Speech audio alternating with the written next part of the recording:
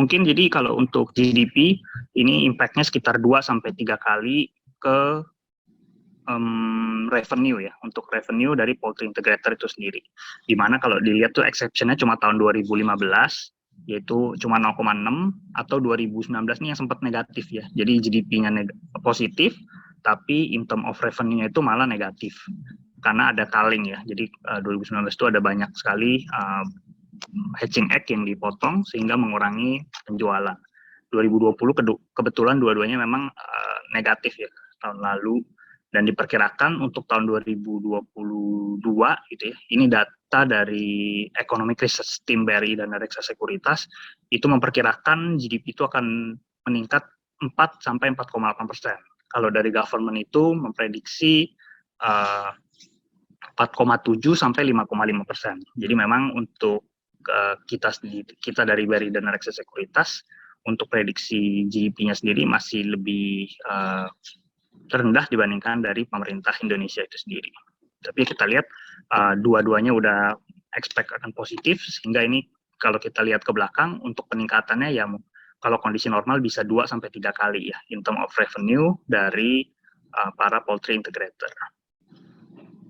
Ini GPS import kuota gitu ya, 600.000 diperkirakan tahun ini, dan ini akan meningkat ke 630.000 di tahun depan. Jadi ini mengindikasikan optimistik dari pemerintah ya. Jadi selama 3 tahun terakhir nih kalau dilihat peningkatannya itu negatif ya. Dari 2019, 2020, 2021 itu GPS import itu cenderung turun. Nah sekarang tahun depan ini diperkirakan akan naik. Jadi kita lihat untuk masalah oversupply ini kelihatannya udah bakal hilang sekitar 2 tahun lagi ya. Karena government sendiri udah merencanakan untuk meningkatkan produksi dengan menaikkan GPS import kuota. Ini yang selama terjadi di tahun ini gitu ya, ada hampir setiap bulan ada culling, dan ini bisa kelihatan bahwa dari oversupply-nya sendiri itu masih ada di angka sekitar 20-45% ya. Jadi oversupply itu memang masih ada di sepanjang tahun ini, dan diperkirakan juga masih akan ada gitu ya di tahun depan, walaupun dengan jumlah yang kalau kita pikir akan lebih sedikit ya oversupply-nya di tahun depan, karena penurunan jumlah GPS import itu akan translate ke produksi yang lebih rendah tahun depan, dan juga secara demand diperkirakan juga akan naik ya, karena GDP-nya grow, konsumsi ayam per kapita juga diharapkan bisa naik di tahun depan. Nah ini untuk culling sendiri kita pikir masih sangat penting gitu ya. Jadi kalau dilihat ini sebelum COVID-19 itu harga ada di sekitar ya 15-19 ribu, dan memang ada gejolak cukup tinggi ya waktu awal-awal COVID itu masuk ke Indonesia, harga sempat 8.000, tapi sempat naik juga ke 24.000 karena supply-nya yang sangat terbatas waktu itu. Waktu itu setelah COVID gejolak awalnya selesai gitu ya, jadi selama Juli sampai Oktober ini juga harga ayam ini cenderung relatif lebih rendah sebelum COVID ya. Jadi karena memang saat ini terjadi penurunan daya beli. Selain penurunan daya beli juga of course ini ya, supply chain juga terganggu kan, banyak pasar-pasar yang tutup, hotel restoran juga masih okupansinya masih sangat rendah gitu ya. Nah baru sejak saat efeknya Oktober itu dilakukan cutting, efeknya udah mulai kelihatan gitu ya di bulan Oktober November. Ini memang harga itu cenderung lebih tinggi gitu ya dibandingkan waktu sebelum ada adjustment ataupun sebelum ada COVID sebenarnya. Tapi harga ini memang nanti nggak diikuti, terakhir-terakhir ini nggak diikuti dengan peningkatan harga HPP yang ternyata naiknya lebih tinggi daripada kenaikan harga ayam. Jadi harga sebenarnya cenderung lebih stabil, walaupun sebenarnya ada gejolak juga kemarin ya. Jadi sempat nembus ke 24.000 lagi, ini during lebaran tahun ini, di mana memang kalau dilihat dari data konsumsi atau pergerakan ekonomi, di kuartal 2 kemarin itu memang meningkat sangat tajam, sehingga kalau kita lihat selama bulan lebaran tahun ini, aktivitas ekonomi itu udah sangat kencang sekali gitu ya. Tapi memang itu yang jadi salah satu triggernya, gitu ya. Jadi saking ekonominya berjalan terlalu normal, sehingga 1-2 bulan kemudian jumlah kasusnya juga malah meningkat gitu ya, karena orang udah kumpul-kumpul, udah sehingga ya itu tadi penyebaran COVID-nya naik, case-nya itu 1-2 bulan kemudian naik cukup tinggi, yang kemarin kita mengalami yang disebut wave kedua. Jadi sehingga harga ayam itu walaupun ada adjustment tapi turun di angka 12.000 sampai 16.000 sepanjang bulan Juni sampai Juli. Tapi setelah PPKM kan dari level 4 turun ke level 3, level 2 gitu ya. Dan ini ekonomi juga udah mulai recover sehingga harga ayam itu udah balik ke sebenarnya level yang sebenarnya cukup bagus gitu ya. Kalau kita pikir ada di angka 17.000 sampai 20.000 ini sebenarnya angka yang bagus kalau HPP-nya normal. Tapi sayangnya memang dari bahan baku pakan ternak sendiri gitu ya, terutama dari pakan ayam dan juga DOC-nya ini mengalami kenaikan yang cukup signifikan sehingga profitability itu turun cukup signifikan di kuartal ketiga.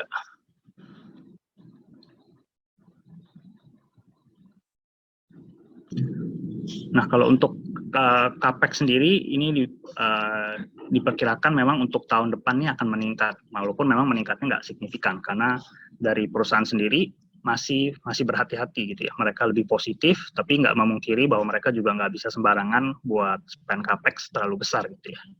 Jadi untuk capex sendiri ya diperkirakan akan naik, tapi untuk masalah sendiri yang mereka takut itu memang masih masalah di harga bahan baku pakan. Sehingga untuk kalau dilihat nih memang pakan ya di gambar yang sebelah kanan ini kontribusinya masih sekitar 40 sampai 65% gitu ya untuk dari revenue para integrator itu sendiri. Jadi memang pakan ini masih merupakan salah satu kontributor utama dari revenue di pakan ternak itu sendiri. Jadi untuk capex sendiri diperkirakan untuk masih akan digunakan banyak di dua hal ya. Pertama itu dari silo dan juga corn dryer yang akan digunakan untuk biar bisa source local corn. Kan tadi juga Pak Desi udah bilang bahwa untuk jagung itu sentra produksi jagung dan sentra pakan ternak atau feed mill itu agak ada berbeda gitu ya, sehingga memang dibutuhkan modal yang lebih besar untuk membangun corn silo dan corn dryer lebih banyak sehingga bisa menyerap jagung di sentra produksi jagung itu sendiri. Dan yang ketiga juga untuk capex-nya itu digunakan untuk lebih ke arah downstream ya atau process spring product untuk lebih ke arah ayam karkas beku, karkas dingin dan juga advanced processing product seperti nugget, sosis, dan lain-lain. Sehingga memang itu juga merupakan tujuan dari government untuk kedepannya untuk menggeser konsumsi kita dari ayam hidup gitu ya atau live bird itu lebih ke arah ke processing product. Dan ini juga udah kelihatan ya processing product ini secara penjualan ini naiknya cukup signifikan sih sejak COVID-19 pandemic itu banyak orang memang mulai beralih ya dari sebelumnya belinya di pasar tradisional, banyak juga yang udah mulai beralih ke online. Bahkan yang dari ayam hidup juga udah mulai kelihatan banyak juga yang konsumsinya lebih ke arah karkas gitu, karkas dan juga sosis dan nugget. Jadi ini untuk tren kedepannya juga kita lihat masih akan berlanjut gitu ya. Jadi ini memang tren yang terjadi di seluruh dunia dan COVID-19 itu mempercepat atau mengakselerasi dari perubahan konsumsi tren di Indonesia ya. Jadi dari ayam hidup menjadi ayam yang lebih diproses. Nah ini yang masalah untuk jagung sendiri ya, ini kita lihat bahwa untuk produksi kenapa harga bisa naik itu lebih disebabkan karena demand dari poultry feed itu cukup tinggi ya tahun ini. Jadi kalau dilihat data itu produksi sebenarnya nggak turun ya, produksi itu tetap stabil tapi harganya meningkat cukup signifikan gitu ya. Kenapa? Karena memang untuk demand dari ayam itu udah recover cukup tinggi, terutama lebaran tahun ini ya. Sehingga menyebabkan permintaan untuk poultry feed itu juga naik cukup signifikan.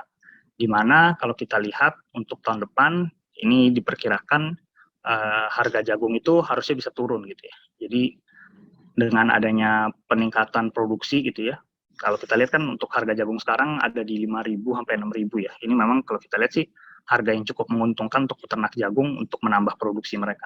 Sehingga kita pikir untuk tahun depan itu produksi bisa naik. Untuk demand sendiri ini juga diperkirakan memang masih akan naik sih untuk pakan ternak sendiri. Dan untuk soybean meal ini memang dari data dari USDA itu memperkirakan untuk harganya itu akan turun di tahun depan. Sehingga mudah-mudahan dengan harga jagung dan harga soybean yang lebih rendah, ini akan mendorong HPP itu turun.